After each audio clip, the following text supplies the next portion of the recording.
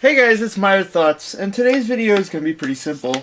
Basically, before every war I attend, well, after every war I attend and before the next one, I go ahead and perform maintenance on most of my blasters. Not really the air guns so much, but the springers I definitely perform maintenance on, because if you don't, they will bog up and fail. So performing maintenance extends the life of your blasters. It's just a good habit to get into. The blaster I'm going to perform some maintenance on today is my Pumpsnap, and the reason I do this is I decided to make this video is because a couple of people asked me to kind of do a review on the Pumpsnap or show it a little bit. That's basically what this video is going to be. So I'm going to go ahead and take it apart. Taking apart the Pumpsnap is actually surprisingly easy. Basically all you really need to do is undo that nut, not lose it. Pull out the connecting bolt. Remove the top slide. And then unscrew the back spring rest, which seems like it was a little loose. Now when I pulled this Pumpsnap out, it was primed. So that tells me that maybe I might need to replace the spring. If I feel like the spring is too weak, I did pull out a K26. This is it right here. So anyway, I should do this on the table so you guys can see, I suppose.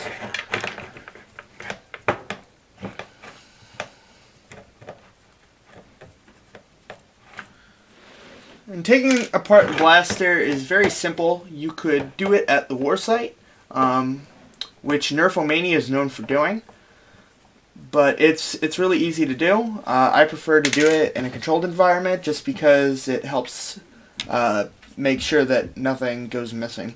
Now, to remove the plunger rod, basically all you do is, you can see there's a little hole drilled up here. You take a screwdriver of some sort, grab it, you kind of push it until you can hook it. Or if you're lucky, the thing will just grab it. There's the back half, and out comes the K26 and the plunger rod. Now the first thing I'm going to do is I'm going to go ahead and inspect the, well, first thing I'm going to do is wipe this grime off. This is one of the major reasons why I perform maintenance on these blasters before or after and before the next of every one of my wars. I will go ahead and I grabbed some paper towels from my paper towel dispenser, or whatever you want to call it. So I'm going to go ahead and just wipe off all this gunk, because it's pretty gross. Just overuse, the grease coagulates a little bit, and then the rubber wears a little bit. So you get this kind of like black looking stuff. So it's a good habit to go and make sure you get all that off. Then I'm going to inspect the plunger rod. This is a Type 2 or Mark II Pumpsnap, which means that eventually this plunger rod will break. So I'm just going to go ahead and inspect it for stress marks to see if that's likely to be the next war. I don't see any stress marks, so it looks pretty stable, so that's good. I'm going to go ahead and show you guys the difference between a compressed K26 and a new K26. Now, all springs will compress over time. It's just something that you can't avoid. But you'll note that the compressed K26 is much shorter than a standard K26. So it's just something to keep in mind, that your spring will compress over time. So I'm going to go ahead and try it with the new K26. Make sure that it catches. There are some cases where it won't do that, just because the way that you measured it. Every K26 is slightly different.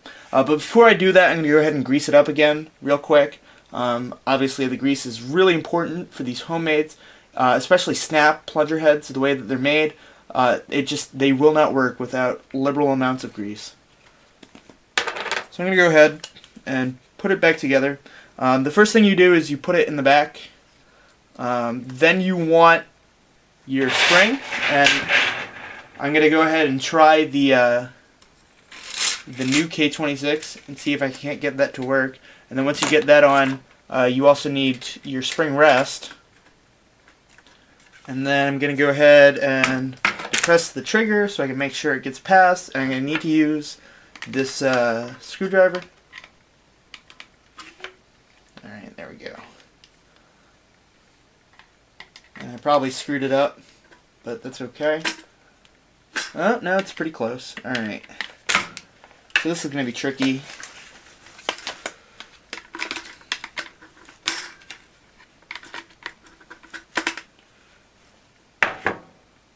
I'm going to actually need to find another screwdriver.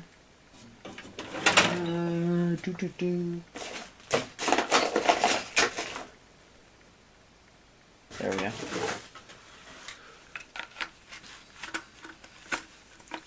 Alright, and then use this to flip it over.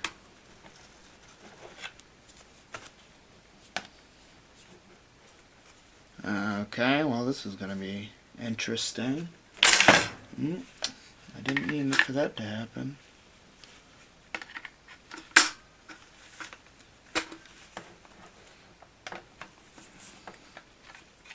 Okay, and now I'm going to go ahead and try and screw it back together, which is the hardest part, but it's not that hard.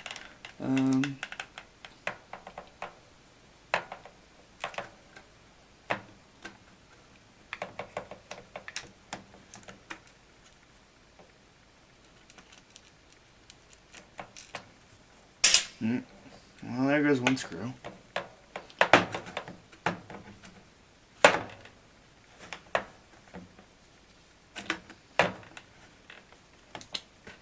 Wow.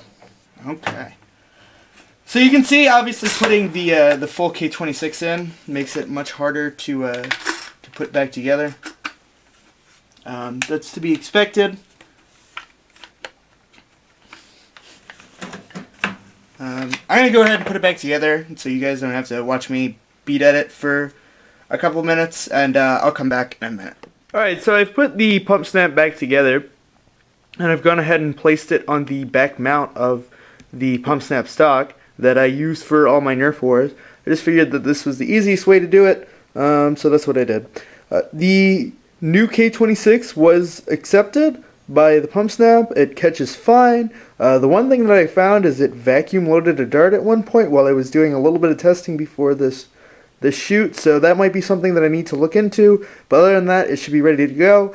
I've loaded 5 of the new style Southeast slugs into the hopper along with 1 dome dart. I'm not sure where the dome dart came from. It was just in my hopper from the last war, so it's somewhere from the southeast, excuse me. I don't know who made it, and I don't know what it's weighted with, so we're just gonna roll with it. Anyway, I'm gonna go ahead and shoot down the hall, and you guys can see how it works.